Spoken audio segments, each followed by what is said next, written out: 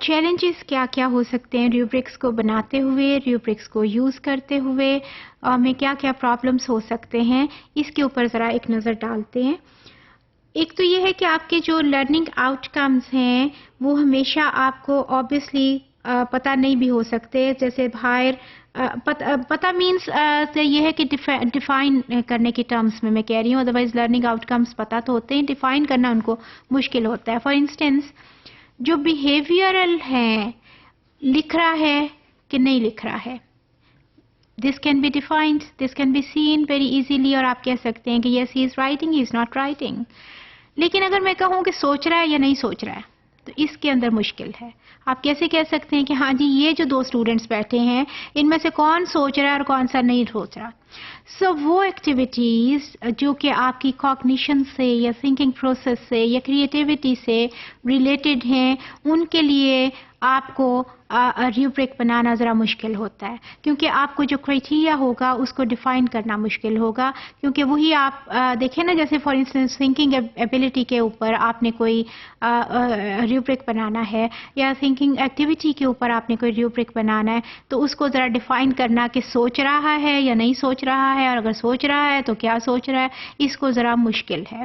تو وہ والی activities which are difficult to be defined, اس کے لیے ریوبرک بنانا ذرا مشکل ہوتا ہے۔ ایک تو یہ اس میں بات آ گئی۔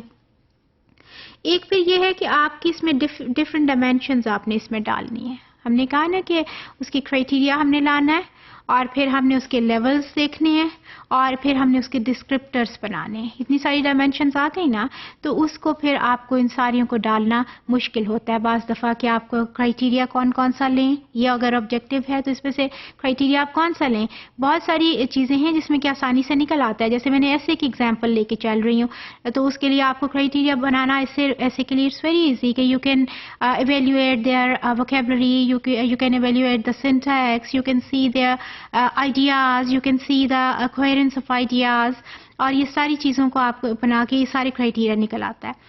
لیکن اگر کوئی ایکٹیویٹی سپوز تھنکنگ سے ریلیٹڈ ہے، how you would be able to make some criteria؟ It's very difficult to define کہ اس کی thinking ability جو ہے وہ کیا ہے، اس کا کیا لیول ہے، انوالوڈ ہے کہ نہیں ہے، تو اس میں پھر آپ کو ڈائمینشنز مشکل لگیں گی یہ کرائٹیریا کی نکالنی۔ دوسری ڈائمینشن آپ کو لیول کی بھی نکالنی مشکل لگے گی کہ کون بہت اچھے لیول پہ ایک تھنکنگ ایکٹیویٹی میں انوالوڈ ہے اور کون بہت لوور لیول پہ تھنکنگ ایبلٹی میں ایکٹیویٹی میں انوالوڈ ہے، تو وہ بھی آپ کو مشکل لگے گی۔ تو اسے یہ جو ڈائمینشنز ہیں پھر ڈالنی اور سیٹ کرنی سم ٹائمز یہ مشکل ہوتی ہیں۔ جیسے فار انسٹنس یہ والی فگر ہے، آپ دیکھیے نا ریوبرک میں یہ آپ کے کرائٹیریاز ہیں، یہ آپ کے لیولز ہیں، یہ اندر سارے آپ کے ڈسکرپٹرز فل ہونے ہیں، تو اس ساری جو جگہ ہے اس کو فل کرنا جو ہے اس کو ذرا مشکل بات ہوتی ہے، کیونکہ آپ نے چھوٹے چھوٹے چنکس میں ڈالنا ہوتا ہے، اور پھر آپ نے اس کے اوپر مارکنگ کرنی ہے، آپ نے اسیسمنٹ کرنی ہے۔ تو یہ ساری جو چیزیں ہیں these should be very well defined, تبھی تو آپ اس کو دیکھ سکیں گے نا کہ یہ چیز ہو تو اس کے اوپر میں اتنا نمبر دوں گی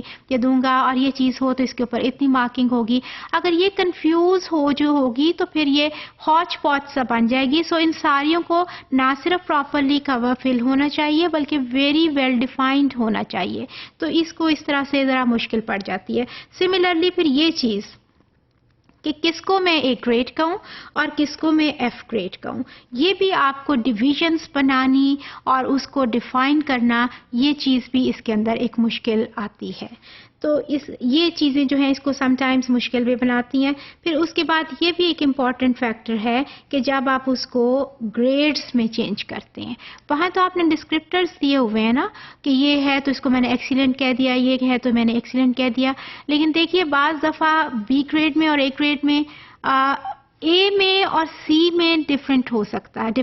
ہے، بالکل ہوتا ہے۔ لیکن جب آپ اس طرح سے چنکس کے اوپر اسمالر چنکس میں ڈیوائڈ کرتے ہوئے ایکٹیویٹی کو اور لیولز کو دیکھ رہے ہیں، سم ٹائمز بی اور سی میں ڈفرینشیٹ کرنا it's really very difficult, sometimes C اور ڈی میں ڈفرینشیٹ کرنا اٹ از ویری ڈیفیکلٹ۔ تو اس کو جب آپ گریڈنگ میں لائیں گے سم ٹائمز تو یہ مشکل لگتا ہے کہ اس کو آپ کیسے پہلے ڈیفائن اس کو کریں گے اور پھر اس کو گریڈنگ میں کیسے لائیں گے۔ اس کے بعد آبویسلی جب روبرکس بناتے ہیں تو ورک لوڈ تو ہے نا. آپ کسی بھی ایکٹیویٹی کا بنا رہے ہیں, کسی آپ اسیسمنٹ کا بنا رہے ہیں, اس کو آپ کیسے پلان کرتے ہیں. You are making for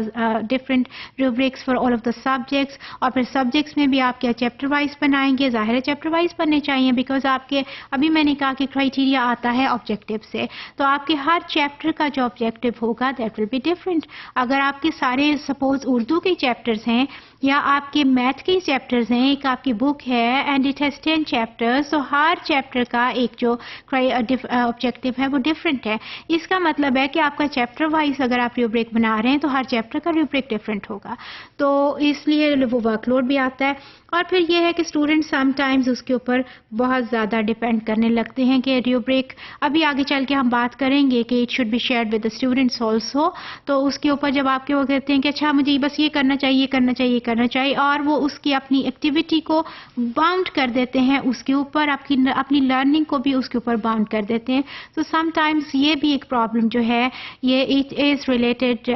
to rubrics and it is discussed under the heading of challenges which are faced by the teachers or students while following or while conducting some rubrics.